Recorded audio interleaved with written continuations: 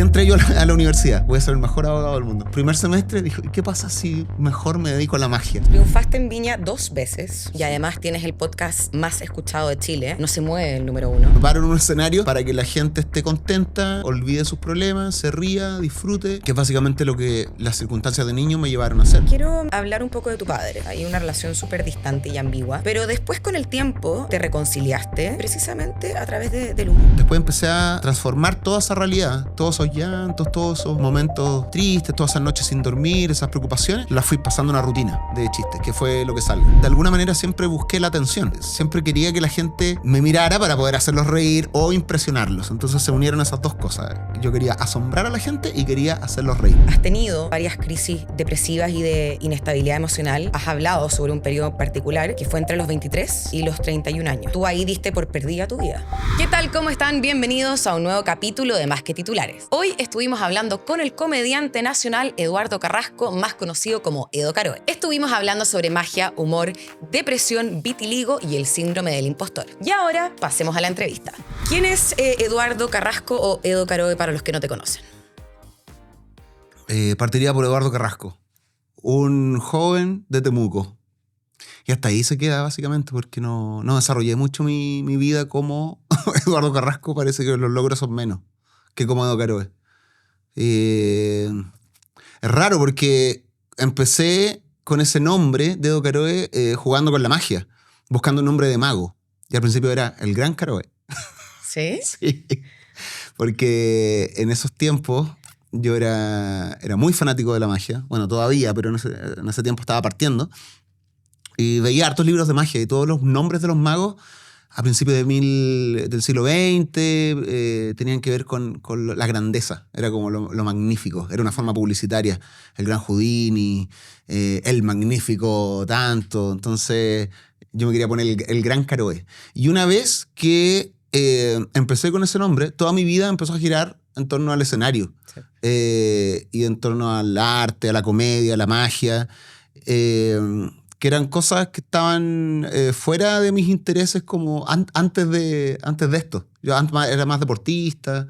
Sí. Entonces siento que no desarrollé mucho, como que en algún momento hubo una bifurcación en mí y desarrollé mucho más mi lado en el escenario a tal punto que como mi historia personal que queda bajo el escenario es bien difusa, es bien rara. La he ido moldeando con el tiempo, como en la memoria, ¿no? Como uno va editando su propio pasado, y creo que lo he editado tanto en pos de mi comedia que es algo bien difuso, bien maleable, así que es raro. Pero podría decir, Eduardo Carrasco es un joven, muy joven, que fue padre joven y que padre de familia, esposo, hermano, hijo, y después está Edo Caroe, que es un comediante que intenta buscar su camino en los escenarios.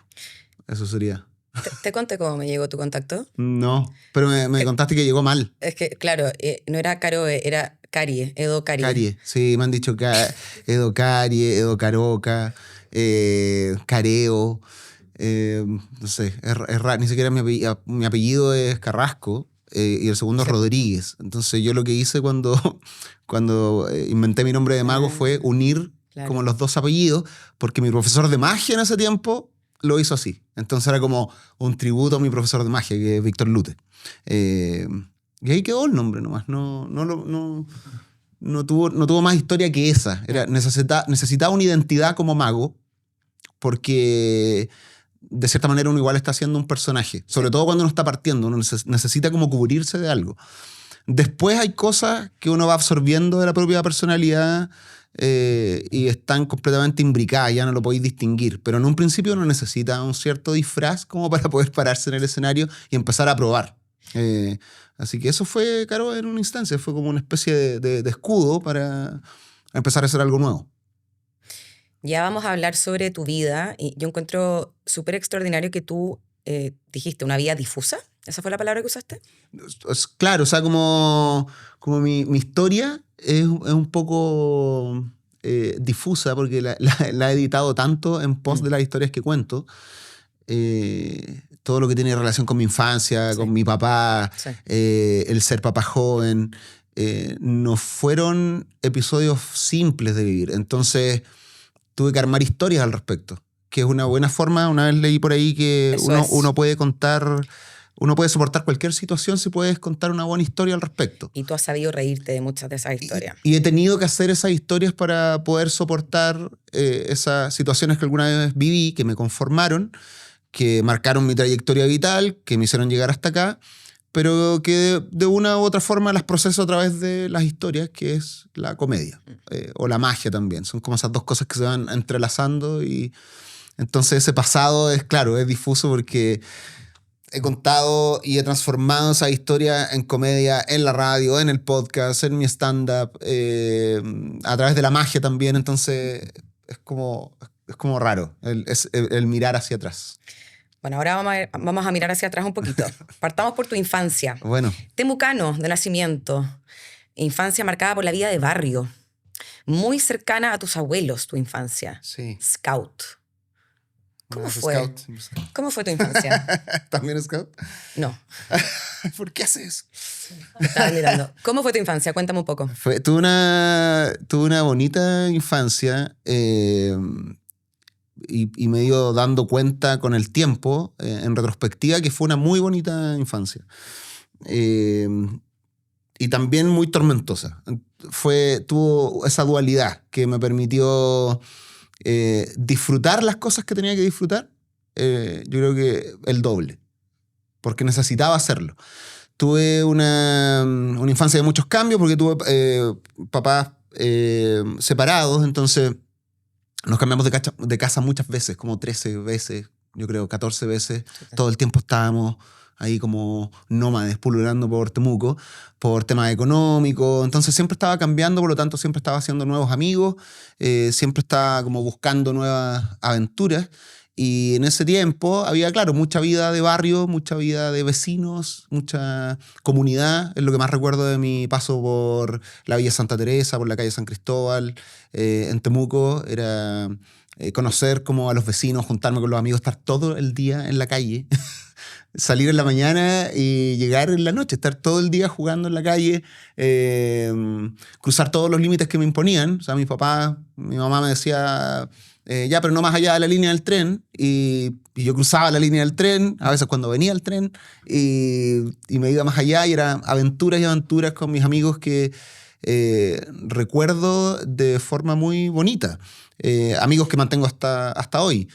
Y al mismo tiempo fue una infancia tormentosa porque había muchos problemas económicos, demasiados. O sea, mi papá estuvo muy ausente por varios años. Mi mamá tuvo que bancársela sola.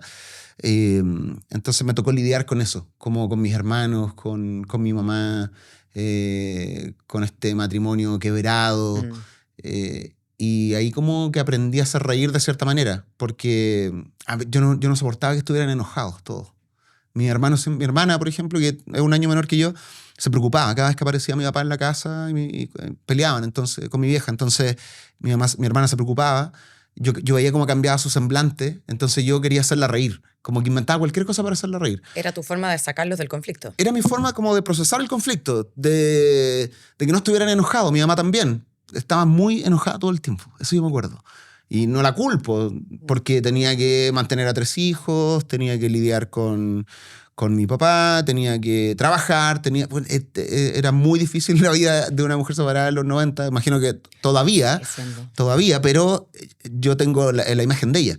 Entonces era súper difícil y yo quería hacerla reír. Y después mi papá también, que estaba molesto, entonces yo buscaba la forma de hacerlos reír de alguna manera, y lo que tenía a mano en ese tiempo eran las películas de Cantinflas, donde yo aprendía como a caerme, y después yo como que hacía los mismos movimientos fingía que me caía para que la gente se riera, o no sé, o hablaba rápido, o sacaba chistes del Chavo del Ocho, después los hacía, después veía las rutinas del Festival de Viña y empezaba a contar chistes, todo como para que la gente alrededor se sintiera como agradada, como intentar cambiar el ánimo que había alrededor. Eso fue como una tónica de mi niñez. Y eso, pero es súper desgastante. Bueno. O sea, para un niño, tener como ese peso encima es súper desgastante, el tener que como tener la presión de que si tú no haces algo, todos van a estar enojados. es harta presión. Entonces yo intentaba como hacerlos reír, como inventar chistes, me sabía las rutinas de Dinamita Show de memoria, y las recitaba, era como... Entonces, por ese lado, ese peso era, yo creo que un poco angustiante y se notó mucho después.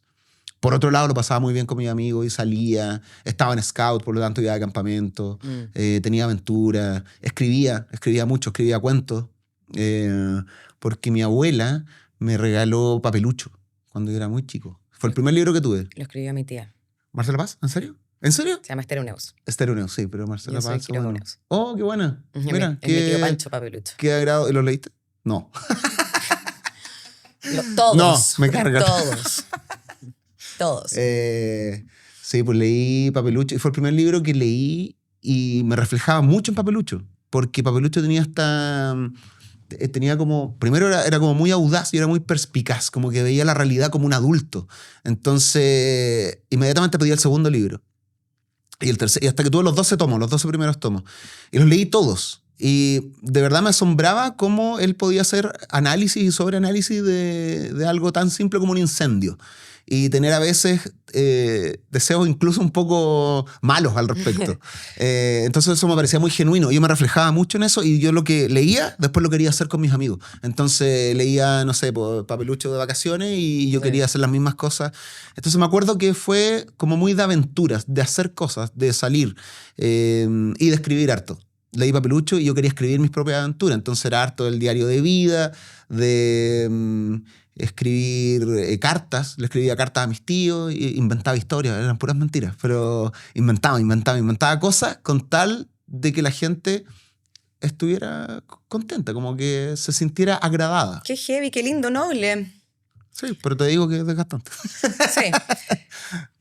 Para un niño, digo. Obvio. Y para cualquier persona. Y todavía yo creo que un poco me queda algo de eso, como... intento, bueno, me dedico a eso, o sea, me paro en un escenario, finalmente uno lo profesionaliza, me paro en un escenario para que la gente esté contenta, olvide sus problemas, se ría, disfrute, que es básicamente lo que las circunstancias de niño me llevaron a hacer. Claro. Ahora, en mi vida privada, yo creo que de cierta manera lo sigo haciendo, no soporto ver a mi hija triste, ni a mi esposa, con mis hermanos lo mismo. Entonces, claro, son cosas que te marcan tu trayectoria vital y después es muy difícil escapar de ello. Uno lo va absorbiendo, lo va interiorizando y finalmente uno lo hace una profesión como esta. Oye, quiero hablar un poco de tu padre. Hay una relación súper distante y ambigua. Ambigua. Tú tuviste que, en el fondo, inventarte un poco una figura suya, pero después con el tiempo te reconciliaste con él precisamente a través del humor, de la comedia. Sí, yo creo que como te comenté hace un rato, es mi forma de procesar la vida, procesar las relaciones, de salir de ciertos momentos que son muy angustiantes y creo que el humor de alguna manera me acercó a mi viejo. Me voy a cambiar los lentes porque siempre parto con lentes de sol para molestar a la gente que no soporte que alguien esté con lentes de sol en un lugar cerrado. Porque entonces, a mí no me molesta en nada, pero a ellos sí. Entonces parto sí y después me pongo estos lentes que son ópticos los dos, pero... ¿Eres piti? Sí. Yo también. Miopía y astigmatismo. Yo también. Sí, es que me gusta mucho Soy cuando la gente se molesta. ¿Pero por qué está con lentes de sol en un lugar...? ¿Y por qué no? ¿Por qué no? ¿Qué importa? ¿Qué importa? Ya, dale. ¿Qué estamos hablando? De tu papá. Y de cómo te reconciliaste a través de la comedia y básicamente... sí, igual eso de la comedia te saca de situaciones difíciles en general. Sí, hace más liviano el peso de la existencia. Me encanta esa frase. Sí. Y yo tenía un gran peso con mi viejo. Nos distanciamos de cuando yo era muy niño. No fue un papá del todo presente. Pero con el tiempo fui entendiendo todas esas cosas. ¿Por qué se comportó así? ¿Por qué llegamos a esa relación? Ahora igual es un poco superficial decir que gracias a la comedia mejoré la relación con mi viejo. Fue gracias a la terapia. Obvio. Y en paralelo la comedia, que es lo que mueve mi vida. Pero el hecho de ir procesando todos esos recuerdos que tuve con él desde la comedia me permitieron hacer un poco más livianos esos recuerdos. y de cierta manera entenderlo. Entonces ahora tenemos una relación bastante no cercana, pero porque él está en Temuco, yo estoy acá en Santiago, es un papá a la antigua, así que si tuvieras el WhatsApp que tenemos juntos, hablo yo nomás. Pues son puros mensajes en donde yo le mando fotos de la familia, le digo, hola viejo, ¿cómo estás? Pero él nunca responde. Cuando hablamos por teléfono, ahí me responde las cosas que yo le escribí por WhatsApp. Tiene que ver con un poco de miedo a la tecnología, no le gusta usar mucho WhatsApp, pero también tiene que ver con esto de que él no fue desarrollando esas habilidades para comunicarse con su hijo. A diferencia de mi mamá, por ejemplo. Mi mamá es una persona que, a pesar de su edad y todo, ella fue desarrollando toda su habilidad y maneja todas las redes sociales solo para estar en la misma sintonía que sus hijos. Hay un esfuerzo ahí que es súper importante. Entonces, con el tiempo he ido aprendiendo a entender a mi viejo eso de revisitar el pasado, revisitar el momento de la separación, el por qué a veces no llegaba a los días de visita, verlo con cierto humor. Yo creo que a los dos nos permitió hablar por lo menos al respecto. Él, cuando escuchaba mi rutina y veía que yo hablaba de él, en un principio le molestaba, pero después yo creo que encontró algo de verdad en lo que yo estaba diciendo. Así que nos ayudó, yo creo, como a conversar o a ver ese pasado con otros ojos, no con los ojos de la angustia, de la tristeza, verlo con un poco más de liviandad. Yo creo que ¿No eso. te pasa que, yo creo que a todos nos pasa un poco esto, que a medida que uno va creciendo y también después uno es papá o mamá, uno entiende un poco más para atrás? Sí, sin duda. Los episodios que pasé con mi hija en su adolescencia, preadolescencia, me hicieron recordar esos momentos con mi viejo y decir, sí, ¿sabéis qué? Se hace realidad al fin esa frase que te dicen los viejos: cuando seas papá vas a entender. Uno huye un poco de esa frase, pero en algunos casos se hace muy verdad. Y sí, ahora, bueno, mi viejo siempre fue por su carácter también, una figura muy distante, emocionalmente, pero con el tiempo, a medida que los papás envejecen, hay que se ponen mucho más sensibles. Es como que tienen el horizonte, como el final ya muy cerca, y como que quieren recuperar todo ese tiempo perdido. Entonces como que intentan, no sé, llorar todo lo que no lloraron, abrazarte todo lo que no te abrazaron. Y por un lado es bonito, pero por el otro lado es bien triste, porque sienten esa presión de que me queda poco acá, ya se va a acabar. Entonces no hay conversación que no tengamos que mi viejo no se emocione, por ejemplo. Pero yo antes veía a mi papá... Te voy a decir algo. Ajá. Bueno, yo soy hija de dos papás Alzheimer. Mis dos papás tuvieron Alzheimer muy violento en el final de su vida. Mi mamá sigue viva, mi papá se murió en noviembre. Mi papá lloraba siempre. Y te digo algo, y por eso te felicito por haberte reconciliado, porque de repente se van y uno se queda con... cosas sin decir, cosas sin reparar. Y yo miro en retrospectiva, yo me enojaba cuando mi papá lloraba, me molestaba y le decía, ya, córtala, por eso estoy muy emocionada. Me arrepiento tanto que no te pase. Y qué bueno que tú lograste como engranar un poco el asunto. Sí, con mi viejo lo entiendo más, y con mi vieja me pasa algo similar. Eso de que todavía no soporto que se emocione tanto. Uno se enerva. Digo, pero ¿cómo vas a llorar? ¿Porque me va bien? ¿Porque me va mal? ¿Porque me dices hola? Y deben haber tantas cosas, o sea, llegando a los 70 años y más, deben haber tantas cosas que uno recién empieza como a procesar de la vida, que debe ser abrumador, po. Debe ser como... yo creo que uno tiene el llanto o las emociones ahí demasiado apretadas, entonces empiezan a aflorar de esa manera. Y claro, y uno como hijo le queda entender nomás. Pues como... Eso es puro orgullo y amor, esos llantos. Sí, pero eso me pasa con mi viejo, que está mucho más emocional, mucho más sensible. Sí. Y digo, bueno, es un tiempo... Yo ya estoy grande, ¿cachai? Pero me hubiera gustado como tener eso antes. Pero después pienso, puta, y quizás mi vida hubiera sido muy distinta si él hubiera demostrado como emociones durante mi niñez o mi infancia, o mi infancia o mi adolescencia. Entonces, quizás las cosas se dan como se tienen que dar nomás. Pues eso de pensar en contrafácticos como, no sé, de repente es un poco dañino. Sí. Pero sí, pues verdad, eso de que está ahí el horizonte, yo creo que sienten el horizonte más cerca, como el final. y es verdad eso que después uno se puede arrepentir. Una frase que me encanta, que no es mía, pero la leí por ahí, que respecto a lo mismo, como a los papás que ya no están, como cuando uno se pregunta, puta, ¿qué me costaba haberlo querido un poco más? ¿Cachai? ¿Qué me costaba haber querido al viejo un poco más? Puta, man, pero como que eso ya... no quiero que me pase eso. Ahora yo creo que nos va a pasar a todos. Como que uno nunca va a estar conforme con el amor que se le dio a los papás. Uno siempre va a estar como... puta, puedo haber hecho un poquito más. Entonces, por un lado, esperanzador, y por otro lado, es medio como castigarse uno mismo, ¿no? Yo creo que estáis más a tiempo que otros. Ahí te la dejo. Okay. Fuiste papá con apenas 19 años. 19, sí, una locura. Todavía no sé cómo Eso te obligó subsistimos. a salir a trabajar para mantener a tu familia. Sí. Y fue muy difícil, pero eso fue la motivación clave para tu carrera. Sí. Sí, porque... A ver, primero yo no tenía ninguna esperanza de... O sea, a ver, es que quiero ser bien claro en esto, porque cuando uno se entera que va a ser papá a los 19 años, primero es terrible, Y más terrible fue para Catalina, que en ese tiempo era mi polola, hoy mi esposa. Debe haber sido muy terrible. Entonces, de verdad el mundo se viene abajo. Después viene una etapa como de aceptación, en donde uno encuentra lo bonito de ser papá. Y dice, en realidad vamos a ser papá, vamos a formar una familia, entre comillas, porque éramos muy chicos. Entonces sí. Nosotros todo lo hicimos casi por impulso, inercia, y tuvimos la suerte de que salió bien. Pero éramos muy chicos como para decir, sí, yo quiero que tú seas la mujer de mi vida, yo quiero que tú seas el hombre de mi vida. Eso es, por suerte, tenemos una bonita historia que contar. Salió bien, hicimos que saliera bien. Pero al principio fue devastador.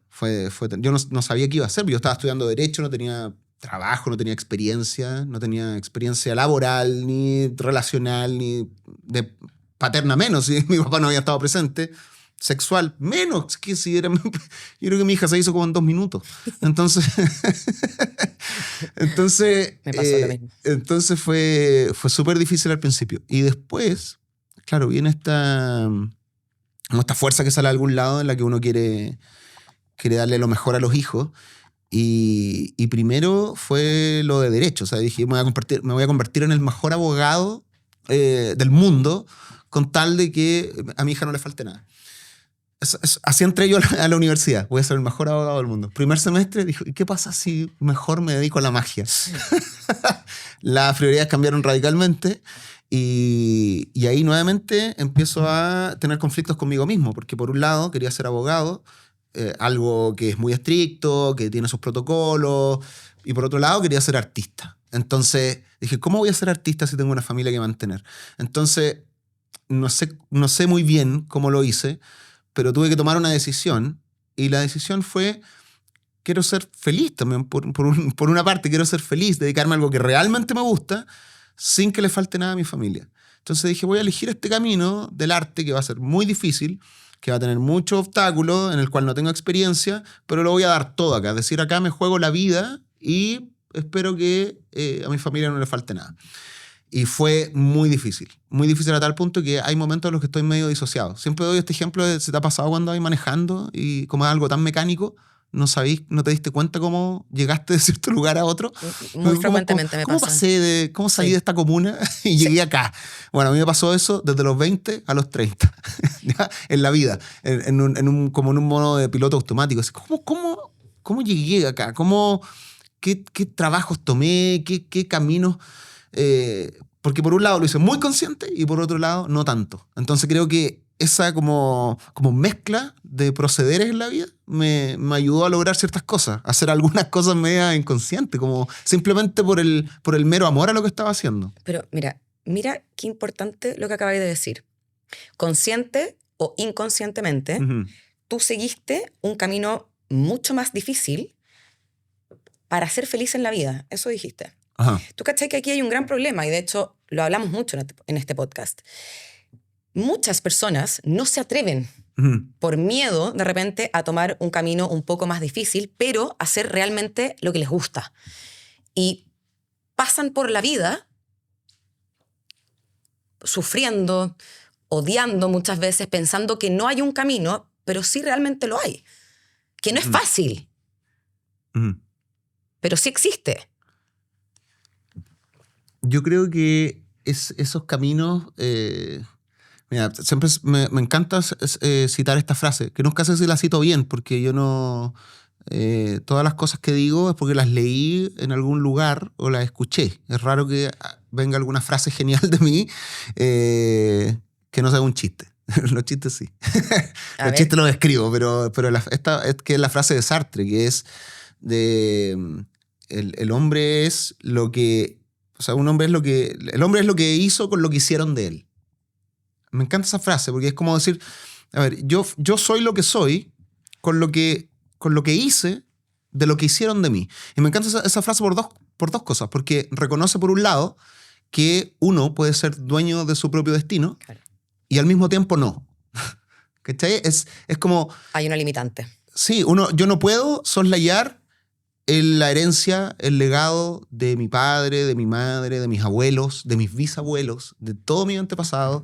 No puedo evitar ese legado, o sea, no puedo evitar lo conformado que estoy por las circunstancias, por mi historia, por mi trayectoria vital. No lo puedo evitar, estoy atravesado por todas esas generaciones, y no solo por ellos, sino por mis amigos, y así, a través del lenguaje, de las experiencias, un montón de cosas.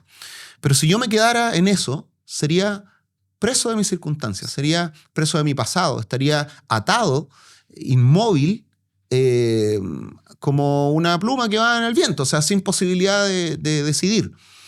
Entonces, entra esta otra fase, que soy lo que hice con lo que hicieron de mí. Es decir, con todas esas circunstancias, finalmente yo tengo que tomar las riendas en algún momento y convertirme en algo a partir de esas circunstancias.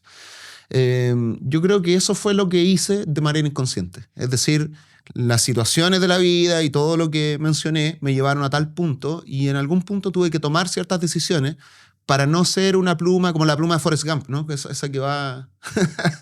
que me gusta esa película porque más o menos resume esta frase. O sea, uno va como pluma en el viento, así como con el viento del destino, pero al mismo tiempo uno también puede incidir en esas cosas.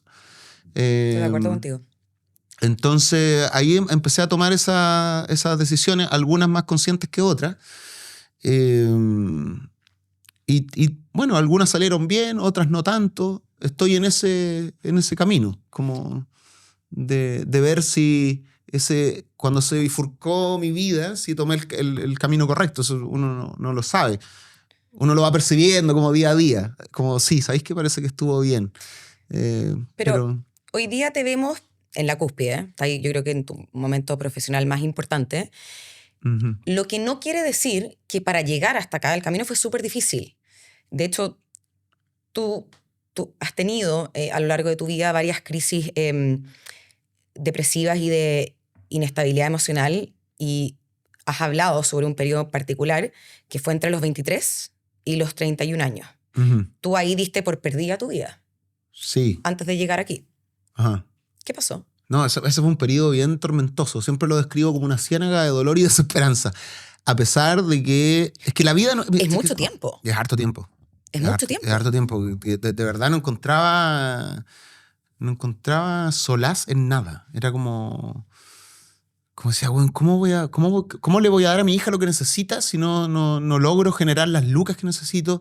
No logro, no solo era económico, también estaba lo de la paz mental, no logro encontrar como lo que quiero hacer. Y aparte estos cuadros depresivos que son bien aplastantes. En mi caso son, sí, invalidantes, pero fue harto tiempo en donde tuve que apoyarme a mis amigos, mi esposa sobre todo, en Catalina, que estuvo ahí apoyando en esos momentos en donde yo creía que lo que estaba haciendo no iba a ninguna parte. Pero sí, fue harto. ¿Cuál es la pregunta? Lo olvidé. Yo te digo que antes de llegar al éxito el camino fue súper difícil. Ah, sí, pero y has atravesado por muchas crisis. Sí, pero afortunadamente estoy en un rubro en el que esas crisis sirven. Es como... Es lo que después uno va a transformar. Lo único que tenía que encontrar era la capacidad de hacerlo.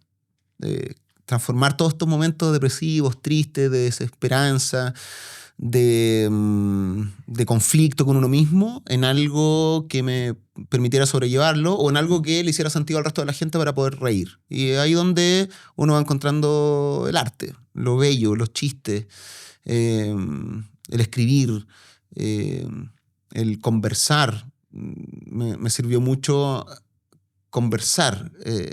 Me refiero a hacer una conversación para que a otros les sirva. Por eso entré a la radio, por eso empecé a hacer podcast.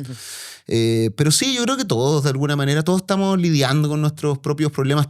Es un mundo súper complejo emocionalmente. Entonces, sí, yo creo que todos tenemos nuestras crisis, la gente que está escuchando, viendo en este momento sin ser artistas, tendrán sus propios vía crucis me remito a la respuesta anterior, que es que en algún momento uno tiene que tomar las riendas de esas circunstancias para poder salir adelante. O sea, no siempre con la idea de ser feliz. Yo mencioné esto de que quería ser feliz de forma superficial igual, porque yo tampoco es que busque la felicidad como un único fin. Entiendo que es bastante escaso. Esos momentos son muy raros.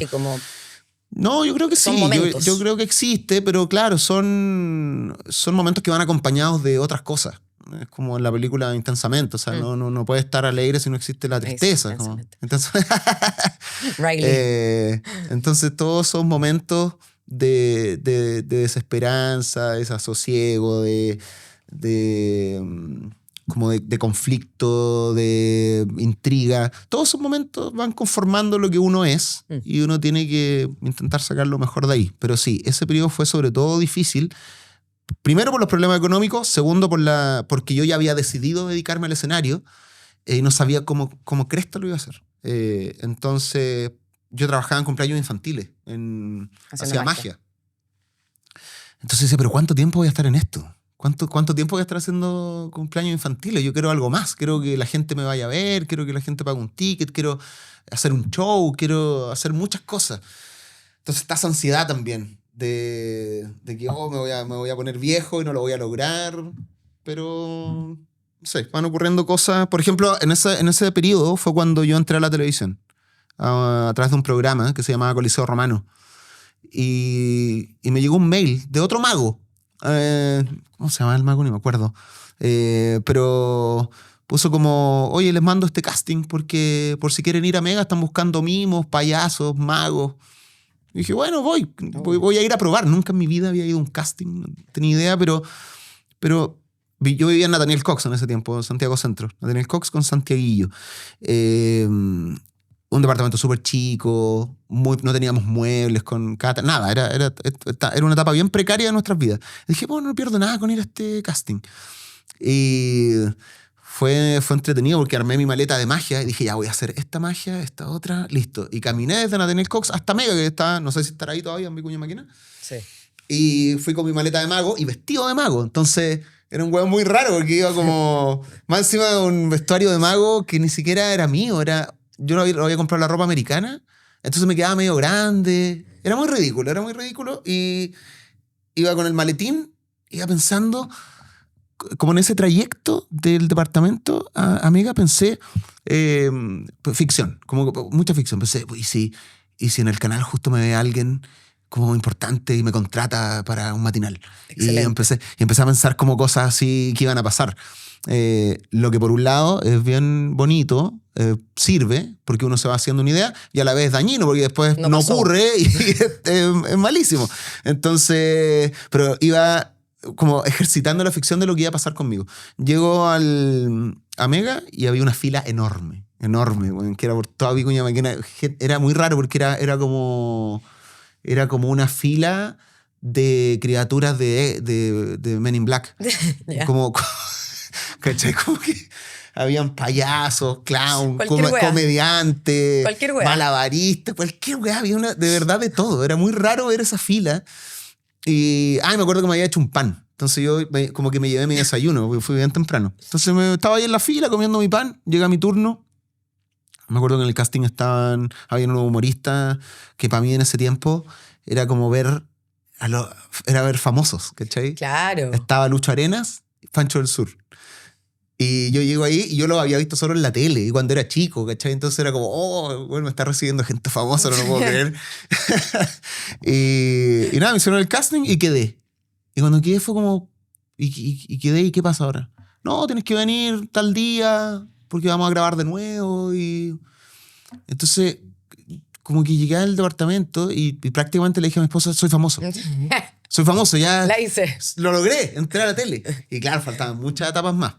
Pero ahí, por ejemplo, hay una decisión importante. Es como, yo decidí ir a ese casting, decidí ponerme miedo. ese traje de mago Sí. gigante, caminar.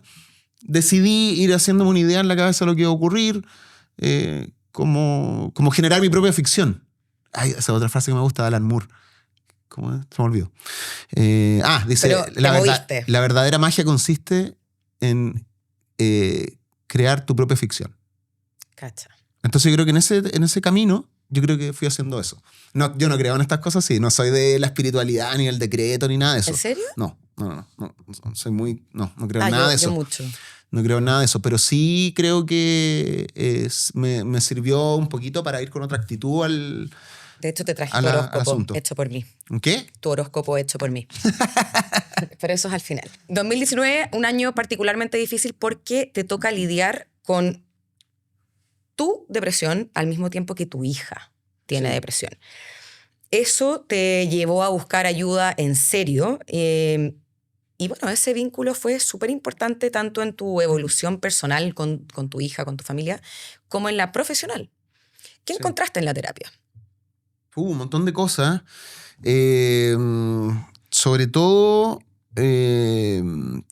cosas que me llevaron al pasado para entender cómo tenía que actuar con mi hija en ese momento. Porque era muy difícil, porque yo no tuve una experiencia como de papá que me apoyara en ciertas cosas emocionales. A pesar de que sí lo hacía, pero no a través de la conversación, no a través del abrazo. Esa otra cosa que igual me repito a la respuesta anterior de la primera pregunta, que uno va entendiendo que cada papá, cada persona igual tiene sus propias herramientas para demostrar cariño o preocupación, y uno la entiende después, pues mucho después.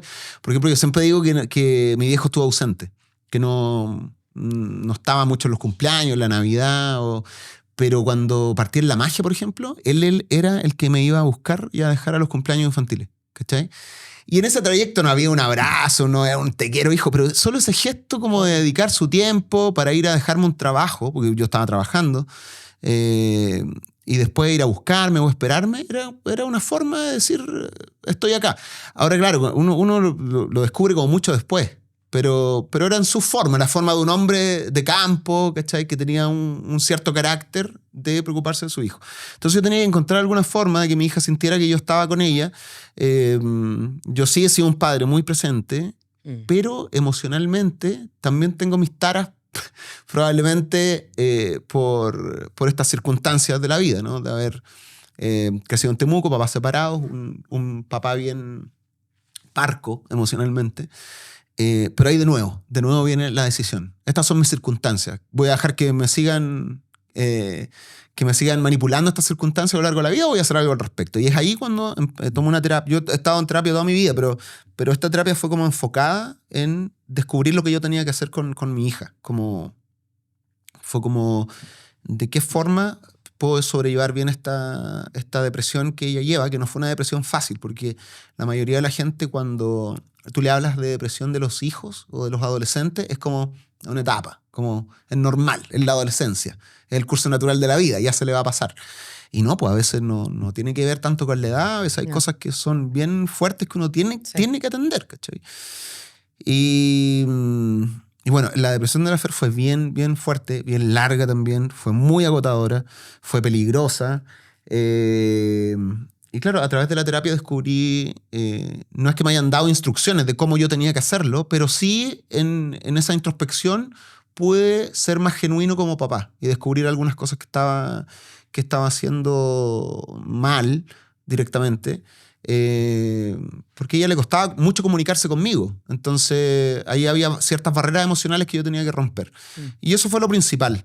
Que ella pudiera conversar conmigo, que ella pudiera abrir sus emociones sin desconfianza. Eso fue el primer paso. Y una vez que logré eso, después empecé a transformar toda esa realidad, todos esos llantos, todos esos momentos tristes, todas esas noches sin dormir, esas preocupaciones, las fui pasando una rutina de chistes, que fue lo que salga. Qué terapéutico ese proceso tuyo. Sí, es bacán, pero es doloroso igual. Obvio. O sea, no, es bonito cuando uno logra la risa, pero Sí. lo que va antes, Obvio. porque tenía que agarrar como cosas muy terribles, ¿cachai? Y después, ya, ¿cómo hago un chiste con esto? A ver, ¿cómo bajo esto? Entonces, ese proceso igual es medio doloroso, pero es sanador. Entonces, de ahí salió Lo que salga, que fue un show en el que, con humor, yo creo que le pude mostrar a mi hija lo que ella misma estaba viviendo. Es decir, con chistes, pude hacer más liviana su realidad. No sé si se entiende. Totalmente. Eso, puede hacer un poco más liviano lo que ella estaba viviendo. Pero hay que sanarse entre medio para poder llegar a eso. Ah, sí, pues sin duda. Por eso uno te digo no que se ríe al tiro uno. Por eso te digo, lo primero fue el poder conversar con ella. El poder, el hacerla sentir que su papá no era una muralla emocional. ¿No? Porque uno también crece con esto, ¿no? De que el papá tiene que estar siempre rígido ante la adversidad. Uno tiene que ser fuerte, uno no puede mostrar debilidad. Uno no puede llorar, porque si uno llora se desmorona la familia. No. Uno crece con... Yo por lo menos crecí con eso. O sea, mi abuelo era así, mi papá era así. Entonces dije, pues quizás esto no es muy sano.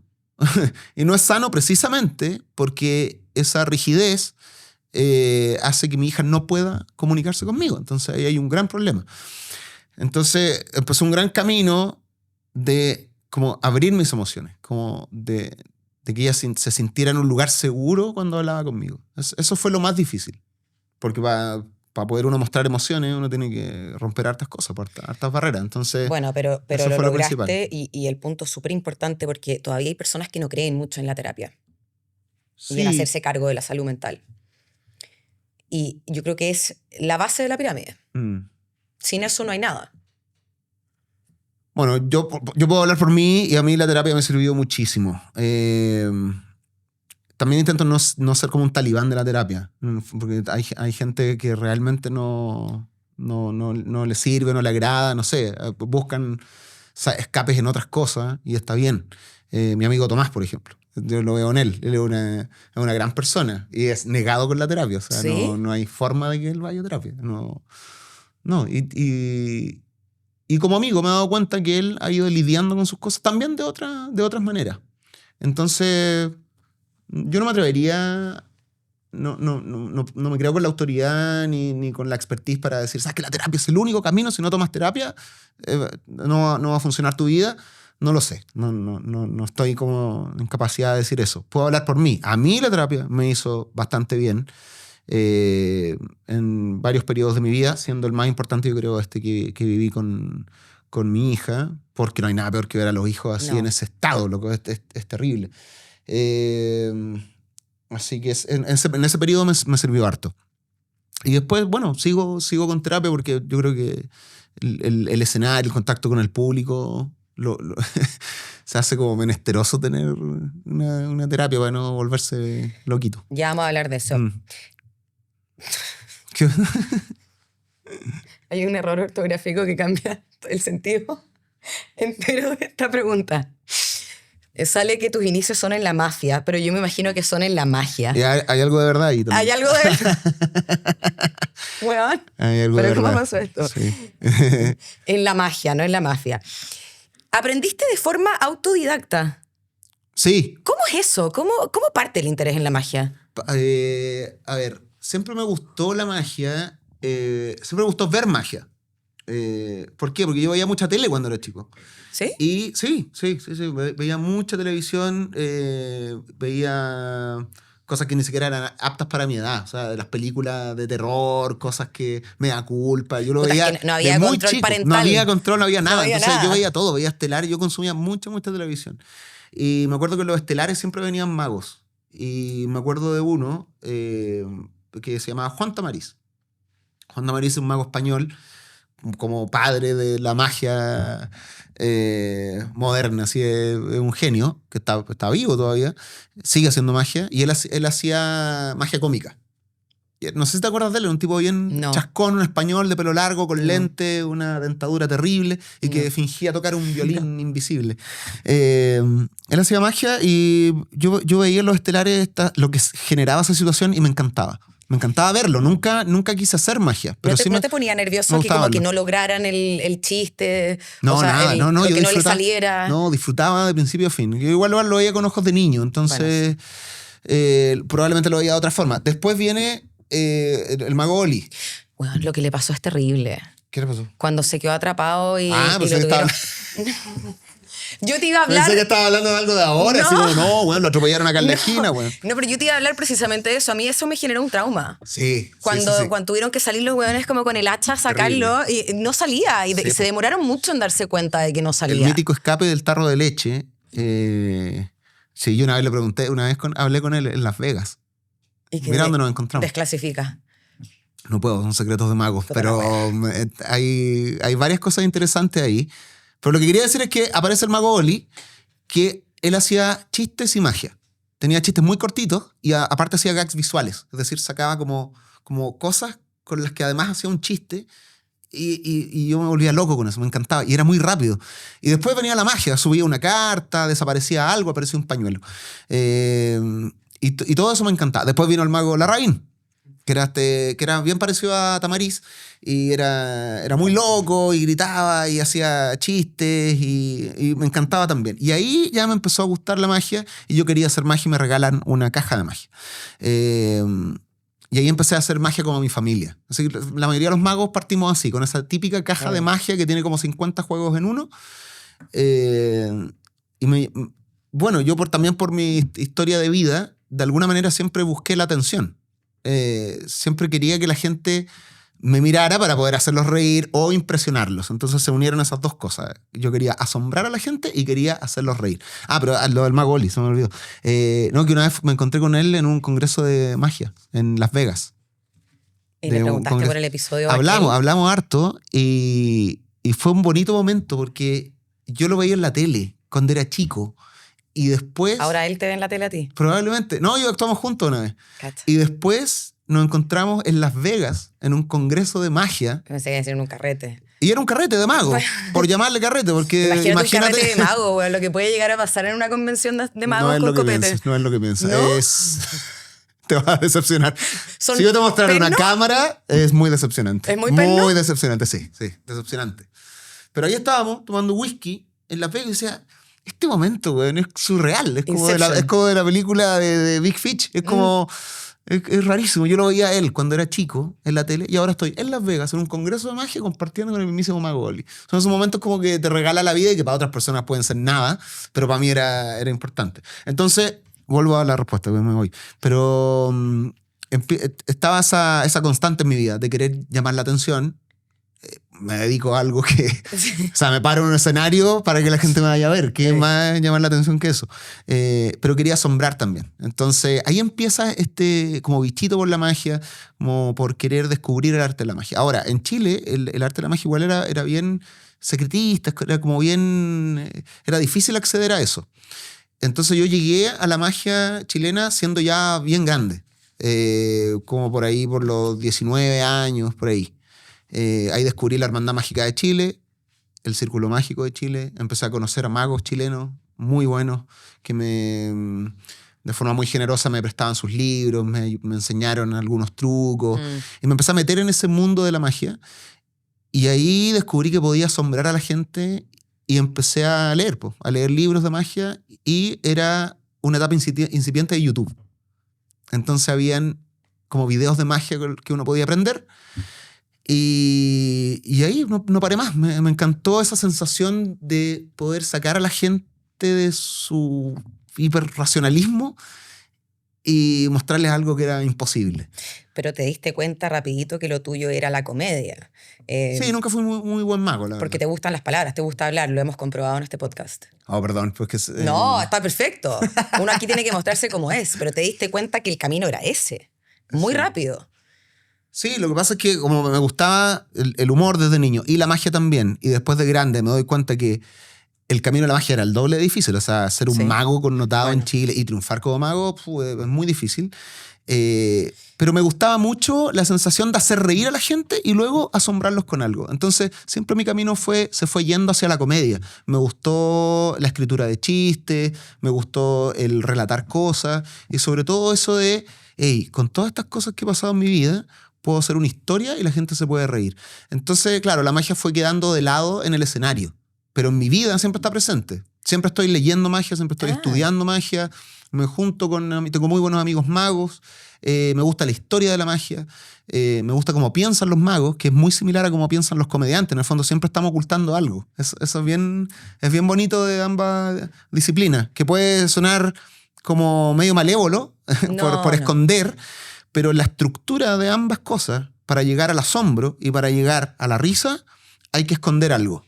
El comediante esconde el lugar, esconde una palabra, esconde el nombre de alguien. ¿Cómo?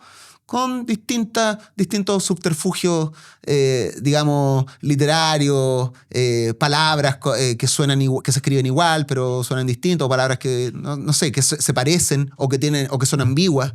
Siempre estamos ocultando algo para que el remate sea sorpresivo y se genere la risa. Por otro lado, el mago también. El mago en su estructura siempre está haciendo algo que no está diciendo. O está diciendo algo que no está haciendo. Como que siempre está ocultando algo para que después esa cosa se libere, esa cosa que ocultó durante tanto rato, y se genere el asombro. Entonces, en la estructura de ambas cosas, es bonito cómo está esa similitud. Y ahí hay harto ejercicio y ahí está la genialidad de los chistes, de ver cómo escondo, durante todo mi relato, escondo esta palabra o esta situación que va a generar la risa al final. Eso es bacán. ¿Tú estás todo el rato pensando en chistes? Onda, esto puede ser un chiste, esto puede ser un chiste. ¿Estáis pensando en chistes? ¿Son como cuadros de chistes? No, mi proceso creativo tiene que ver más con recoger cosas que podrían ser chistes, pero no soy tan genial ni tengo una mente así como que en mi cabeza estoy escribiendo el chiste mientras lo estoy viviendo. Ni de cerca estoy en ese tipo de comediante. Probablemente veo algo chistoso y lo anoto. Y después en mi casa, con calma, empiezo a tirar palabras y ver cómo esto podría convertirse en una rutina. Pero sí, hay comediantes que son muy, muy rápidos como para hacer un chiste en el momento. Yo no tanto, la verdad. No soy Álvaro Salas, por ejemplo. Siempre veo a Álvaro Salas en Viva el Lunes, esos compilados que hay, cuando sacaba un chiste así de la nada. Yo no soy muy así. Me tomo mi tiempo. Pero son para cagarse la risa en el podcast. Yo los escucho siempre. Igual hay esa otra dinámica, porque nos conocemos mucho más y los chistes van saliendo casi porque nos conocemos tanto, que es una atmósfera tan familiar. Sí, po. Pero en cuanto a los chistes o a la escritura de chistes, sí me tomo mi tiempo, pero lo que sí estoy haciendo es buscar siempre inspiración. Como siempre llegar y buscar lo que podría ser gracioso, lo que podría ser chistoso, y ahí empiezo a escribir. Oye, estando en la universidad en Derecho, tercer año, llegaste y te saliste sin avisarle a nadie. Sí. ¿Lo recuerdas como uno de los días más felices de tu vida? El mejor día de mi vida. ¿Aperrado? Sí. Lo que pasa es que yo estudié 3 años, congelé y volví. Y cuando volví me di cuenta que la universidad no era la misma y yo tampoco. ¿En qué sentido? Yo llegué a la universidad de vuelta y ya no estaban mis amigos, todos ya estaban o egresados o estaban en 5º año preparando el examen de grado o estaban en otra. Entonces no conocía a nadie. Y a mí ahora, a diferencia de cuando era niño, me cuesta mucho hacer amigos. ¿Sí? Sí, pues porque hay un punto en mi vida en donde tuve que abstraerme mucho para poder procesar todas las cosas que vivía y empezar a ocuparme de mi carrera. Entonces como que mi propia, como que de formación profesional me hizo como centrarme mucho en mí y en las cosas que escribo. Entonces como que perdí ciertas habilidades como para ser amigo. De hecho los amigos que tengo son del colegio. O sea, como que creo que no he hecho amigos nuevos. Como Tomás y Buffy me acompañan desde primero medio. O sea, imagínate. Sí, pues. Entonces me costó mucho ser amigos en la universidad. Sobre todo porque yo no tenía los mismos horarios que ellos, yo tenía que trabajar. Ellos iban a carretear y yo me tenía que ir a trabajar a una cuestión de comida rápida y era difícil calzar los horarios. Y por otro lado, yo ya había descubierto la magia y la comedia. Entonces yo estaba en clase, sí, estaba como, no sé, estaba en Derecho Penal y a mí me gustaba, igual era buen estudiante, me gustaba el derecho, pero yo estaba mirando la pizarra y solo pensaba en cosas graciosas, tenía mi cuaderno y inventaba magias, como que hacía dibujos de cartas, cosas relacionadas con la magia. Entonces dije, vengo puro wear a la universidad, realmente no... Pero hay que tener cojones, weón, para llegar y salirse. Harto. Mucha gente termina y odia sus carreras después. Más encima, en ese tiempo yo vivía en la casa de un amigo y a mí no me gustaba ya ir a la universidad. Yo quería dedicarme a la comedia, quería dedicarme a la magia, al escenario. Y tenía que ir a la universidad y dar pruebas. Y me acuerdo que ese sentimiento de hastío fue tan recurrente. Y un día en la mañana me despierto, veo mi mochila, veo un par de cuadernos. Más encima en ese tiempo yo vivía en la casa de un amigo porque no había dónde vivir. O sea, yo no tenía plata para pagar un arriendo, nada. O sea, vivía como en la pieza que estaba al lado de la cocina. Ni siquiera había una cama, era un colchón que estaba en el suelo. Así como cuando los papás dicen, no, cuando nosotros partimos con una caja de tomate, bueno, no así, literal. Era real. Yo estaba con ese colchón en el suelo, tenía como unas clavas de malabarismo, porque hacía malabarismo, y mis libros. Y dije, ¿sabes qué? No voy a ir a la universidad. No hoy día, nunca más. Se acabó. Ni siquiera voy a ir a Secretaría de Estudio a decir, ¿sabe qué? Voy a congelar, me voy a tomar un tiempo. No. Pico, se acabó esta weá. No voy a ir más a la universidad. No voy a ser abogado. No voy a ser abogado. No voy a trabajar como en un estudio jurídico. No quiero ir a tribunales. No quiero hacer nada. Todo esto sentado en el colchón. Así que me voy a vestir y voy a salir a caminar como una persona libre que soy. No, se acabó esta weá. Y así fue. Y nunca más fui a la universidad. A nada. A nada. Ni siquiera a dar cuenta de que me voy a retirar o mi matrícula o no sé, pueden suspender esto y puedo volver el otro año o congelar. Nada, dije, se acabó. Y se acabó. Ahora, no es que esté recomendando esta weá para que lo hagan, ¿eh? Yo hice lo mismo. Y no una, 2 veces. 2 veces. Sí. Bueno, esa sensación es más gratificante aún. Tienes 2 días para recordar. Y sé que yo hasta el día de hoy, y me acuerdo más encima que era un día muy despejado, vivía en Peñalolén, y me acuerdo cuando salí ese día, y a veces cuando estoy triste voy en el auto y me acuerdo de ese día, y bueno, todavía me genera algo de alegría. Es decir, la vida se ve como en HD bueno, ese día. Sí, mandé todas las chuchas. Sí. Y bueno, pero ese día nomás, porque después al otro día dije, empezó el bajón, y dije, conchito, madre, ¿qué voy a hacer? Sí. Pero sí, así lo recuerdo, como se acabó y nunca más, y ahí dediqué mi vida al escenario, a la comedia. Bueno, todavía tenía que trabajar como garzón y otras cosas, pero eso me permitió abocarme a una sola cosa. Oye, yo hoy día en los más grandes escenarios de Chile, el mundo posiblemente hacia adelante, tú sufres de síndrome del impostor y no te crees tu propio éxito. Recurrentemente. ¿Por qué? Yo creo que puede ser por esas decisiones inconscientes que tomé, que uno no sabe con certeza cómo llegó a cierto lugar. Entonces uno empieza a dudar. En esas decisiones que tomé de forma inconsciente, habrá tenido mucha preponderancia la suerte, el destino, no sé, uno empieza a dudar de esas cosas. Ahora no es que sufra de constante, hay como ciertos momentos, y creo que los tengo súper identificados, esos momentos que me dan el síndrome del impostor. Y por lo general es cuando termina un show y tengo que empezar otro.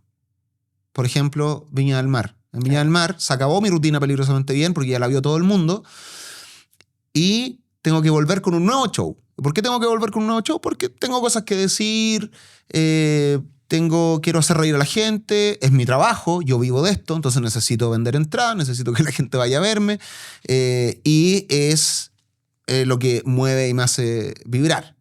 Pero ese intersticio, ese intertanto entre el show que se termina y el show que empieza, es donde empieza la inseguridad y el pensar, no voy a poder escribir nada tan chistoso como el anterior, quizás con el show anterior se agotaron mis capacidades y ahora viene un declive. Empiezan todas esas inseguridades con las que uno tiene que luchar. Me pasa siempre. O sea, yo vengo saliendo de ese momento. ¿Cómo las callas? ¿Cómo callas al impostor? Yo creo que nunca solo. Nunca ha sido solo. O sea, siempre está mi esposa al lado, siempre está mi hija, mis amigos, mi equipo, o sea, porque acá está presente mi gran equipo, que sufre más que yo a veces. Ella sabe cómo la tenéis guardada en WhatsApp, es que me reí mucho. Por favor, cuéntale a las personas. Sí. Mariela, Doña Rabietas. Marianita, Doña Rabietas. Marianita, Doña Rabietas. Doña Rabietas. Así, el pago de Chile, po. Eso es. Mi productora general. Ya, o sea, buena red de apoyo. Te ayuda a callar al impostor. Sí, si no, yo creo que ahí sería muy abrumador y ya mucho más dañino de lo que es. O sea, siempre estoy rodeado, he tenido la suerte de formar un equipo muy bonito, con gente que está desde el inicio, como Tatán, por ejemplo, que es mi productor de escenario, que él está conmigo desde los cumpleaños infantiles, entonces nos conocemos tanto y él también ve estos procesos y sabe cuándo intervenir, cuándo ahí abrazarme, cuándo... Entonces yo creo que el entorno es muy, muy necesario, y lo otro es empezar a hacer cosas, empezar a ejecutar cosas. No quedarse padeciendo la inseguridad. Ya, no dejar de hacer. No dejar de hacer, eso es. Yo ahora vengo saliendo de ese momento, o sea, me bajo del escenario de Viña, que para mí fue hermoso lo que viví, fue un exitazo, feliz, pero claro, me bajo y digo, chucha, y ahora tengo que escribir otra cosa. Claro. Me fui a España a probar chistes, a escribir, y allá me dio un colapso nervioso así terrible porque sentía que no tenía nada. Empiezan esas inseguridades de listo, ya mi capacidad para escribir chistes se acabó, o sea, no hay nada más. Pero es como cuando los artistas graban un disco muy bueno y después tienen que grabar otro, es como un poco lo mismo. Sí, tenéis que hacerle como un poco el peso a lo que hiciste anteriormente. Entonces fue una decisión el no dejar de hacer cosas. Seguí escribiendo, me seguí inspirando, yendo como un poco contra la corriente de lo que estaba sintiendo. Y todo era mierda. Todo era, según yo, era mierda. Pero después, con el apoyo del resto, con el entorno, el público también. Se me olvidó decir eso, y sabéis que a pesar de que las audiencias, como los seguidores, hay una relación de amor y odio siempre, es peligroso. Bueno, tú lo sabrás muy bien, son súper peligrosas las audiencias, porque por un lado te elevan, son los que sostienen tu carrera, y por otro lado, claro que te pueden dar la espalda. Entonces... esa dualidad del público es bien... Tú tenías esa cosa difícil que tú te metías en temas peligrosos. Sí. Yo, bueno. Sí, y mi público lo sabe. Y en esa parte creo que uno también se sostiene en el público. En esa gente que aprecia lo que haces, que paga tu entrada, que también conoce, es palollo como hay gente que me ha seguido desde el inicio cero, sí. y que ya sabe estos procesos, como si a uno lo conocieran. Como, no, Edo, yo sé que estás pasando por un momento difícil porque se viene un nuevo show, pero dale. Como que ellos ya conocen un poco tu trayectoria, se hacen muy parte de esa trayectoria y uno siente el apoyo. Así como cuando uno también siente el bullying del público, de tu propio público, hay momentos en que el público es muy importante y te rescata, bueno, de abismos bien grandes. Pero sabéis que quiero hacer un doble clic ahí. Nos quedan 5 preguntas, así que estas las pasamos más rápido porque te las quiero hacer todas. No, dale nomás con tiempo. Sí. Hoy día vivimos en un mundo hipersensible, lo Mira, veríamos... yo voy muy poco a la televisión porque no hay tiempo. Si vine acá es porque... Ah, ya, bueno. Sí. Entonces no me apurís, Mauro. Sí. Ya. No me mostré ese relojito culiado de nuevo. Ya. Que me estreso, weón. Ya. Quiero hacer zoom in en esto. Porque vivimos hoy día en un mundo muy sensible, en el que es muy poco probable, con rutinas de comedia, con contenido, con lo que sea, no herir a nadie. Es muy difícil. Por no decirte imposible. Y sobre todo en el humor. Te pregunto, ¿cómo se hace humor en este contexto? Y sobre todo cuando uno es irreverente como tú, y sobre todo cuando las redes sociales son una carnicería. Son una carnicería. ¿Cómo se hace? Yo creo que me ha servido el ir aprendiendo con el tiempo. Pasé por televisión, pasé por radio, pasé por podcast. Me ha servido ir viendo cómo se comportan las redes sociales y cómo se comporta el público. Por eso siempre, para mí también, así como hay una relación de cercanía a través de las de redes sociales, también hay una de distancia. Como que me muevo en esos dos ámbitos. Mucha distancia con mi público y también mucha cercanía, porque sé cómo se comportan. Ahora, el tema del humor, yo creo que tiene que ver directamente con la voz que uno va creando. Y cuando uno ya está seguro de lo que hace, te empieza a importar poco que la gente se ofenda o no. Yo el humor no lo hago para ofender. Yo hago humor para hacer reír. Claro. Si hay alguien que se quiera poner entre medio para ofenderse, bueno, está en su total libertad. Yo no soy de esos comediantes que se enojan porque la gente se ofende. Todo lo contrario. Puedes hacerlo, está en tu derecho. Y no me voy a enojar por eso. Pero mi intención final no es esa. A mí sí me gusta provocar al público, sí me gusta meterme en temas difíciles, pero nunca he pretendido ser un comediante buenista que agrade a todo el mundo. Es que pues, sería un payaso. O que yo sé que por cada chiste que hago hay algún sector, alguna minoría, mayoría o algo que se sienta como afectado por el chiste. Pero está bien. Es parte de la existencia humana, es parte de la propia naturaleza humana, las contradicciones que uno tiene, el cómo uno enfrenta la vida. No soy, por ejemplo, en muchos libros de comedia está esta frase de que el comediante no tiene que pegar hacia abajo, como que uno siempre tiene que pegarle a los poderosos, ¿no? Como no le puedes pegar a los débiles. Y está bien. Yo no podría bancar a un comediante que está en el escenario pegándole todo el tiempo, pegando todo el tiempo hacia abajo. Pero no me importa si hay un comediante que hace un chiste pegando hacia abajo en algún momento, porque parte de la condición humana, esas contradicciones que a veces uno no sabe cómo manejar. Nadie es tan puro, nadie es tan moralmente impoluto para pararse en un escenario y dar cátedras de moral. Eso es lo que me pasa con ese tipo de frases. Entonces yo lo que hago es hacerme cargo de esas contradicciones. Y claro, no es mi norte pegar hacia abajo, nunca, pero a veces simplemente lo hago porque es chistoso. Eso es todo.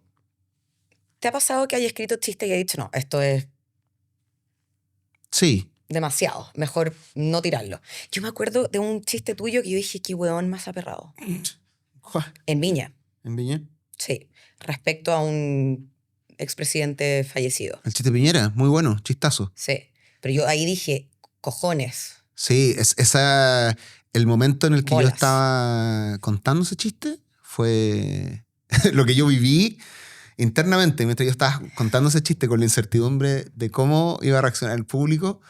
Fue fuerte, porque yo sabía que era un chiste polémico. La producción de Viña igual me lo hizo saber.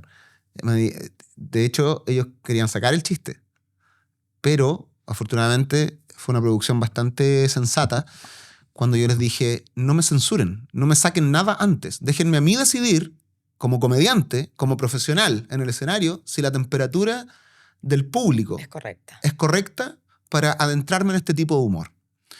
Porque, weón, yo no soy un antipiñerista, no soy un weón de revolucionario, weón, como que... No, ustedes me conocen bastante bien, soy bastante amarillo en mi proceder político.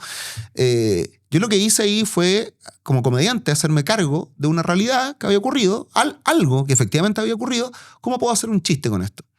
Y yo sé que para mucha gente es terrible, para otros los hiere, etc. Pero en ese momento en la Quinta Vergara no se escuchó ni una pifia, nada, absolutamente nada. ¿Por qué? Porque efectivamente como comediante acerté en el tiempo, en el timing, acerté en insertar bien el chiste en la rutina, en cómo conté el chiste, era un buen chiste. No, será muy bueno. Entonces, finalmente el chiste funcionó. ¿Por qué? Porque se dan esas condiciones que uno a veces como comediante tiene el tino de entender. Ahora no voy a pretender que todos se ríen con el chiste, pero en ese momento, en ese lugar, en vivo, que es donde vale, la gente se rió. ¿Y no te cagaste de susto? No, una vez que escuché la risa ya dije que bueno, estamos en la misma sintonía Y qué bueno que la gente se pueda reír también de estas cosas. Y después cuando te metiste a las redes sociales, ¿no te llegó hate ni...? Sinceramente, me meto muy poco en las redes sociales. ¿Sí? A ver cosas. ¿No leí los comentarios? Publico no. Eso es otra forma que tengo de enfrentar las redes. Por ejemplo, las redes que no participo, yo no tengo Twitter, entonces, ¿qué voy a andar viendo yo lo que dicen de mí en Twitter? No, es una red de opinólogos. No me interesa. En TikTok, por ejemplo, es una red en la que estoy básicamente porque mi equipo me dice que hay que estar en TikTok. No es que a mí me interese estar en TikTok. No, por eso subo videos de mis interacciones que tienen muchas visitas, les va muy bien, pero tampoco estoy leyendo los comentarios. Nada, estoy ahí. Yo creo que es lo que más me muevo en Instagram, en donde sí hay una cierta comunidad y puede dar un poquito más de cercanía. Intento responderle a la gente cuando me comenta, porque también valoro que haya gente que está como siendo parte de mi carrera. Pero afortunadamente estoy muy lejos de influenciarme por las redes sociales. No, y es lo que te digo, o sea, si fueras a complacer a todo el mundo, el payaso hace eso, le agrada a todo el mundo. El humorista yo creo que tiene que tener cierta disrupción y un sello, que tú lo tenés súper fuerte. Sí, por lo mismo...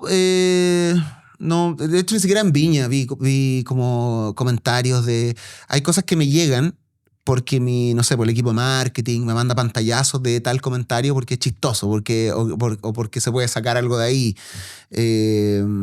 Pero me ha hecho muy bien eso de centrarme más en la realidad que en las redes sociales. Ahora, no soy una persona... como que estos discursos de que hay que eliminar las redes sociales, que... No. Yo creo que las redes sociales son terribles y que las interacciones que ocurren ahí son de lo peor. Pero es una pequeña fracción, ojo, no es la realidad. Son de lo peor. Y por lo tanto, pero al mismo tiempo sirven. Al mismo tiempo son útiles. Esa es como la contradicción en la que vivimos con el tema de las redes sociales. Entonces, yo me hago cargo de esa parte en la que me sirve. Subo cosas, intento entretener a la gente, anuncio de mis shows, se venden entradas. El resto lo hago en el escenario. Esa cercanía con mi público está en el escenario, después las fotos después del show, el saludo en la calle. Eso es intento. La cagó la empresa Edo Caroe, equipo de marketing, Doña Rabietas, todo el mundo. Es gigante, puta que te va bien. Marianita Doña Rabietas. Sí, ha crecido harto Estudios Neverland, lo que es bonito, pero no tiene que ver solo conmigo, porque yo no... A pesar de que, sabes que a podcast que voy, sobre todo de comediantes, me dicen el empresario. El empresario, o las lucas. Es una forma igual de... ¿Cómo le pusiste a la empresa? Neverland, Estudios Neverland. Como Michael Jackson. Sí, como el rancho de esto. Y espero que no pasen las cosas que pasaban en Neverland, Neverland. No, afortunadamente, mira, nombre polémico. Pero es que eso salió como un chiste, los de Estudios Neverland. Salió un chiste en el podcast. Estábamos hablando de Michael Jackson, algo así. Ya. Y mencionamos Neverland y fue como, oye, bueno, te imaginas, un día le ponemos Estudios Neverland. Y fue creciendo y quedó como Estudios Neverland. Salió de un chiste. Ahora, claro, esto del empresario, igual noto que a veces me lo dicen con un dejo para molestar, o para sacarme un poco de la categoría de artista, decir como este weón no es comediante, no es artista, este weón es empresario, cuánta plata tiene, todo eso son comentarios como que en otros podcasts me han llegado. Y la verdad que yo de empresario sí, tendré algo, si nos vamos al origen de la palabra, como un weón que acomete en empezar algo, ¿cachai? Pero el verdadero genio ahí detrás es mi hermano. O sea, mi hermano él es un empresario. Él es el que recoge mis ideas y las convierte en algo sustentable. Trabajáis con él. Yo no tengo idea sinceramente, de cómo llevar una empresa, yo no tengo idea de lo que ocurre en Neverland a nivel empresarial. Neverland. Estudio Neverland. No tengo idea de lo que ocurre en Neverland a nivel empresarial. Eso no. Primero, no sé cómo funciona. Yo simplemente doy las ideas, ideas que vienen desde el arte, desde la comedia, el humor y la magia, podcast, y después ahí hay un equipo que recoge todo eso y lo transforma en algo para que la gente se entretenga. Esa fue como el fin de Estudios Neverland, que es la plataforma que tenemos, estudiosneverland.com. Es una plataforma donde la gente puede acceder a contenido para disfrutar, reírse, pasarlo bien. Pero claro, yo como empresario no soy muy competente tampoco. Bueno, Eso es subjetivo. Oye, este es un podcast súper serio, pero estoy muy tentada a hacerte una talla, Bueno, que es media funable igual. me encantan. ¿Sí? Es que el nombre del estudio Neverland no es lo único que compartís con Michael Jackson. Exactamente. Compartí otras cosas. Sí, así es. ¿Le doy yo o le doy tú? Dale, nomás. Ya. Termina el chiste. ¿Vitiligo? El vitiligo, sí. En mi rutina de ahora hablo de esto un poco. Ahora te reís de esto, pero fue súper difícil en tu infancia. Al principio sí, porque pues estoy lejos, se escucha igual, ¿no? Sí, se escucha igual. El vitiligo es una, bueno, para la gente que no sepa, una despigmentación en la piel por la falta de melanocitos. Y eso se provoca por la depresión, principalmente por la depresión, los cuadros de estrés y la ansiedad. Ah, ¿eso produce el vitiligo? O sea, mayoritariamente. Entonces, un gran porcentaje es por eso. Hay causas genéticas también, pero en su mayoría es algo psicológico que propicia el vitiligo. Como no es la única causa, que voy a ser responsable en eso. En mi caso sí. En mi caso sí. Son los cuadros de estrés, los cuadros depresivos prolongados van generando despigmentación en la piel. Y claro, a mí me partió a los 9 años. A los 9 años, primera mancha aquí. Y fue súper raro porque cada vez salían más. Entonces, para un niño, estar manchado es raro, porque igual uno en el verano va a la piscina con tus amigos, paseo de curso. Los niños son crueles. Entonces, era ser distinto. Y lo peor de todo es que cada vez era más. O sea, esta enfermedad ya no se detiene, bueno, avanza. Y claro, ahí fui al psicólogo. Mi primera sesión con la psicóloga fue a los 9 años. La psicóloga Carmen, me acuerdo perfectamente. No me acuerdo el apellido, pero la psicóloga Carmen. Y ella me diagnosticó melancolía. Porque en ese tiempo la depresión se conocía como melancolía. Estamos hablando del año 90 y tanto, 94, 95. ¿No existía el concepto de depresión? Existía, pero era menos usado nomás. De hecho, esta enfermedad se llamaba melancolía, porque la producía la depresión. Esa era la... Entonces, para mucha gente en Temuco, o sea, me veían con las manchas y decían, melancolía, tiene melancolía. Vitiligo, para mí fue un nombre muy posterior, ¿cachai? Como, no, en realidad esto se llama vitiligo. Pero se diagnosticaba así antes. Imagino que tiene que ver con las mismas emociones que te provoca la melancolía, ¿no? Pero finalmente tú terminaste, bueno, esto que fue sumamente doloroso para ti cuando chico y adolescente, sí. Terminaste incorporando esto a tus rutinas de humor. Sí, ya, mira, que yo tenía muchos complejos porque, por ejemplo, cuando empecé en la magia, decía, ¿cómo la gente me va a ver hacer magia con estas manos manchadas? ¿Cachai? Era como... después lo arruiné aún más y me hice un tatuaje, o sea, imagínate. ¿Fue por eso? No, porque a esa edad yo ya tenía completamente superado el vitiligo. Yeah. Y claro, yo pensaba, ¿cómo voy a...? Tenía mucho miedo que me saliera en la cara el vitiligo, porque decía, ¿cómo me voy a parar en un escenario así, con la cara manchada? Y después empezaron los chistes. Dije, ¿qué pasa en mí que no le pasa a nadie más y que yo pueda aprovechar para hacer chistes? El vitiligo. Empecé a reírme de mí mismo. Nuevamente, esto de que el humor hace más liviano el peso de la existencia. Cualquier cosa que te atormente, viene el humor en ayuda. Igual hay un límite ahí, po. Está el límite de reírse de uno mismo y el límite de humillarse a uno mismo. Es un límite bien difuso. Yo creo que he pululado en los dos lados. Pero el hecho de reírme de mí mismo, de las cosas que me pasan, de mis enfermedades, de mis traumas, ha hecho más liviano esos momentos. Lo que te decía al principio, tengo una buena historia que contar al respecto, por lo tanto puedo sostener lo que sea. Entonces, a medida que fui incluyendo esto y a medida que yo lo fui haciendo patente al resto, me empezó a importar menos. Cada vez me empezó a importar menos. A tal punto que no tengo ningún complejo con el vitiligo. No. ¿Sigue avanzando? Es que es raro porque avanza y después retrocede. Yeah. Hay manchas que se pigmentan. Perfecto. Hay otras que no. Lo único que no puedo hacer es tomar sol. Como Michael Jackson. Que Michael Jackson siempre andaba con un paraguas y con mascarilla súper tapado. Y la gente no entendía por qué. Claro. Porque él se despigmentó el cuerpo completamente, Sí, no, él no tenía ninguna protección UV. Entonces, no puedo ir a la playa, como que tampoco me gusta mucho ir a la playa, pero tomar sol no me hace bien. Eh, y nada, las manchas la verdad no me importan mucho ahora, sobre todo que las tengo en las yo no rutinas. sé dónde lo tenéis porque yo no te lo veo. Lo que pasa es que, claro, pero por ejemplo ahí se nota mucho, ¿cachai? O sea, este es mi color real. ¿Ese es tu color? Ese es mi color real. Esta es toda mi mano que ya está manchada, ¿cachai? Pero, por Esto avanzó ejemplo, completamente. bueno, a lo mejor en ese momento no teníamos esta información, pero hoy día estas cosas la llevan. O sea, una de las top modelos de Victoria's Secret es una chica con vitiligo severo. Winnie Harlow. Se llama. Ella. Sí, pues eso me pasaba. Una vez me preguntaron, ¿qué le dirías a tu A tu yo de 14 años, de 12 años? que puede ser un modelo de Victoria's Secret. Y le diría eso, weón. Sí, Sí, ¿sabes qué? weón. Calma con el vitiligo porque esta weá va a ser, Sí, va a ser tendencia en el sí, futuro. obvio. Y las marcas te van a querer Por poner eso. en su cuenta de Instagram porque eres distinto y vas a ser inclusivo. Entonces se van a aprovechar de eso. Así que tranquilo. Y es como...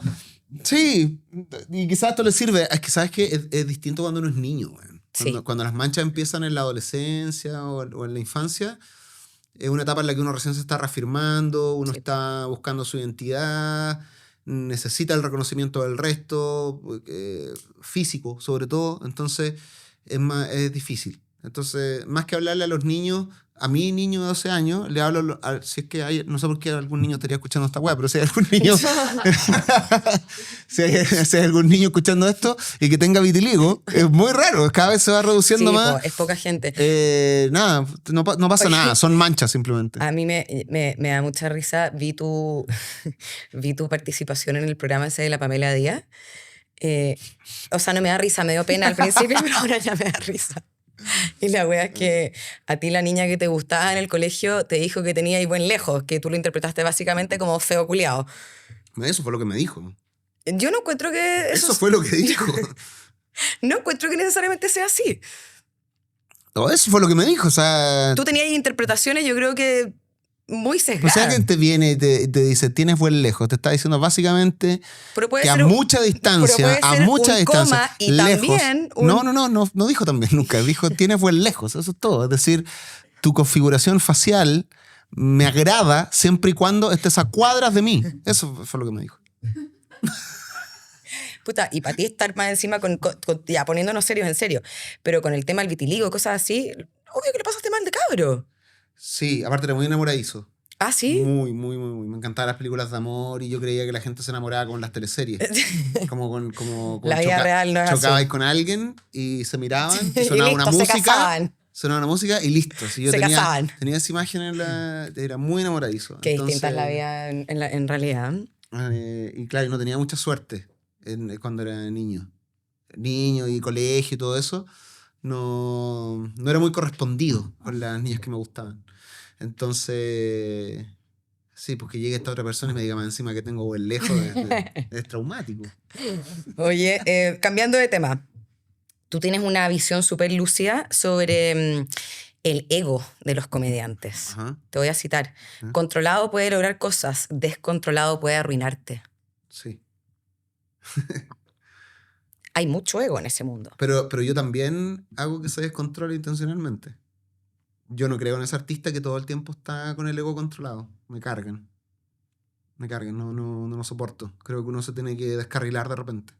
Y es ahí donde surgen varias cosas interesantes. No creo en que uno tenga que... O sea, sí, uno tiene que controlar su ego, pero creo que uno también tiene que permitir esos descarrilamientos del ego para darse de bruces con lo ridículo que uno es.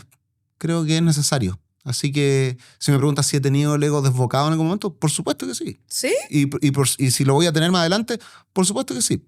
¿En qué se no, te o sea, nota? si viene alguien acá a decirme como artista, así como, no, mi ego siempre está controlado porque soy una persona muy consciente. No, qué fome. Qué fome. ¿Y en qué se te manifiesta el ego descontrolado? No, yo creo que cuando a veces sobreestimo mis capacidades para pararme en un escenario o O cuando tomo desafíos, por ejemplo, para los cuales no estoy preparado. Pero es bueno, yo creo, darse cuenta de esas cosas. ¿Cacha el péndulo de síndrome del impostor? Es que uno se mueve en eso, sí. Por eso esto es tan errático. A veces la vida... Es que no quiero decir la vida de un artista, porque es como si uno hablara de un extraterrestre. Pero no eres. Sí, pero las personas que nos dedicamos a esto, al escenario, claro, tenemos momentos bien erráticos porque el escenario es así. El público es así. Las cosas que uno vive en las etapas creativas son así. Entonces, tener todo bajo control siempre, en eso no creo. ¿Por qué? Porque el hábitat mismo en la que nos movemos es errática, es caótica. Y a veces uno se tiene que nutrir de eso para crear. Entonces, sí, valoro los artistas que están hablando todo el tiempo del ego, hay que controlar el ego, sí, pero a veces el mismo hábitat, es lo que te dije al principio, a veces hay que dejarse llevar y a veces hay que tomar decisiones. Y en ciertas cosas yo creo que me he dejado llevar con lo del ego y me ha traído buenos resultados. Ahora, muy buenos resultados. Sí, buenos resultados, pero por eso tiene que ver con que yo sé lo dañino que es, sé lo ridículo que uno se transforma cuando cae en eso, pero creo que a veces es mucho más ridículo el creer que estás en control en este ambiente tan errático y caótico. Triunfaste en Viña 2 veces. Esa no es suerte porque es tu mérito. Uh-huh. Pero es muy terrible ver a la gente que fracasa y es súper doloroso. Y además tienes el podcast más escuchado de Chile. No se mueve el número 1, créeme, yo miro los rankings todos los días. Sí. ¿Cómo recibes el cariño del público? Como te mencioné antes, con distancia y con mucha cercanía. De repente lo recibo mucho y de repente me escondo. Porque creo que las dos cosas son abrumadoras y son difíciles de manejar. Entonces como que necesito tener un poquito de ambas cosas como para ir calibrando. Yo creo que el público es importantísimo, son los que te van a ver, son los que pagan por ver tu show, y no solo los que pagan por ver tu show, sino son los que incluso no pudiendo pagar por tu show, son los que sostienen tu carrera a través de las redes sociales, a través de los comentarios, a través de un mensaje de apoyo, no sé. Pero hay momentos en los que me ha servido mucho ese cariño del público y también he estado ahí cuando me han dado la espalda o cuando no he hecho lo que ellos esperaban.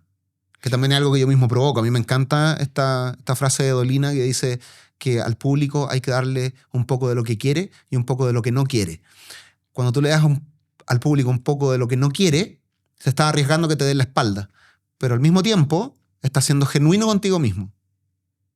En ese darle al público lo que no quiere, estás en tu propia búsqueda como artista, estás intentando otras cosas, estás buscando otras voces, estás intentando otras cosas que no tiene que ver con ellos, tiene que ver contigo. Y eso es bonito, porque uno también está siendo fiel a sí mismo. Imagínate uno como artista fuera un ente monolítico, eterno. Sería muy triste, muy triste. Entonces, por eso, siempre hay que darle un poco de lo que quiere y un poco de lo que no quiere, y ahí está esa dualidad en la que tienes contento a tu público, pero también por otro lado uno está creciendo genuinamente como artista. Me cagué la risa de... No Tomás, el otro. Buffy. Él. Que contó que el otro día fue a algo y andaba de mala, de frentón, y alguien le pidió una foto y se descargó contra esta persona y le dijo que no a la foto y después se arrepintió, ¿cachai? ¿Te piden muchas fotos, muchas cosas en la calle? En la calle no tanto. No. Después de los shows, sí, po. O cuando está el ambiente de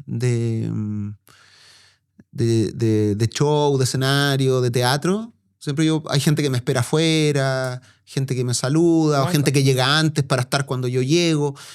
Ahí sí, pues hay hartas fotos. Ahora, pero que yo camine, no sé, por la calle y que sea foto, no. Yo camino tranquilamente. Pero que te esperen afuera, puta, es como la Britney Spears, güey. Sí, pero tampoco son tantos. ¿Autografiáis? Sí. ¿Harto? Sí. Por un lado bonito y por otro no tanto. Por un lado bonito porque la gente quiere tener un recuerdo tuyo y por otro cada vez es más tiempo el que uno dedica. Sí, es la foto, el video, el autógrafo, Ya son 3 weas. Hay un Llego a mi documental casa de madrugada. muy bueno de la Lady Gaga respecto a eso. ¿Sí? Por eso esta mina se desapareció un tiempo, se abrumó con la wea. Ah, sí, pues. Sí. No, yo lo disfruto, a mí me gusta. Y sobre todo me gusta, más que la foto o el autógrafo, me gusta los comentarios de la gente cuando me hablan del show. Cuando salgo del show y me dicen, oye, este show estuvo distinto al anterior porque, no sé, y me dan alguna razón. O, oye, yo te vine a ver una vez y es bacán cómo creció ese chiste ahora. Como que esas cosas me gustan y las disfruto harto, como conversar. Pero sí, yo puedo caminar tranquilamente por la calle. Por el momento. Sí, no. Es que tampoco los comediantes no somos como un tipo de celebridad como que desate como a fervor, así como. Oh. No, yo creo que sí. Ya, pero no es muy distinto si camina Kid Voodoo por la calle, así camina. Nuevamente creo que eso es bien subjetivo y mejor me voy a cerrar la boca. No, en este instante. son hechos. Oye, ya. Sagitario, hombre Sagitario. Cáncer. ¿Hiciste mal todo tu horóscopo? Tú caché que después me retan porque yo fui un arte en vivo. Tú pusiste Sagitario en esa hoja. ¿Cáncer? Lo hiciste con ChatGPT, ¿viste? Oye, y te tenía el manso piropo. Eso es lo que piropo. pasa con la automatización. Te tenía el manso piropo, que se dice de los Sagitarios que son los hombres más guapos del zodíaco. Ya no te lo puedo decir. Voy a tener que borrar. Vas a ponerle de lejos. De buen lejos. Signo Cáncer, buen lejos. ¿Qué día? 16 de julio. ¿Cómo fallamos de esta forma? Bueno, yo soy Pero Cáncer. puedo improvisar. No, yo soy Cáncer, así que conozco muy bien las características de un Cáncer. ¿Cuáles serían? ¿Eres el rey del hogar? Un poco, sí. A mí también, no, sí. Yo no me muevo de mi casa. Sí. Ah, pero ¿cuánto hogareño? Sí, pues. Ah, sí. Pero también de familia, pues el Cáncer no huevean por el signo de la familia.